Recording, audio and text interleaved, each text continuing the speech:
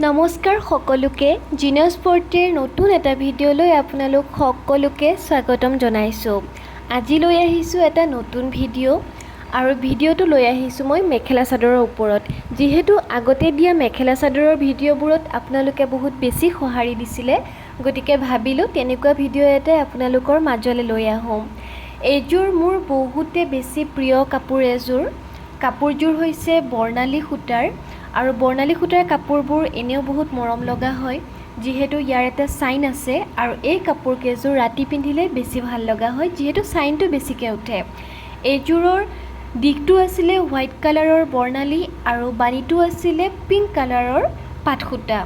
কাপোৰযোৰ সেইদিনা পিন্ধিব ওলাওঁতে মনত পৰিলে আপোনালোকক যিহেতু দেখুওৱা হোৱা নাই, গতিকে আপোনালোককো দেখুৱাই দিওঁ। কাপোৰযোৰৰ গোটেই গাতে ব্লেক কালাৰৰ ফুল কৰা আছে আৰু ফুলৰ সূতাটো হৈছে ঊণ সূতা। কাপোৰযোৰ কেনেকুৱা পালে জনাব। আজিলৈ নমস্কাৰ।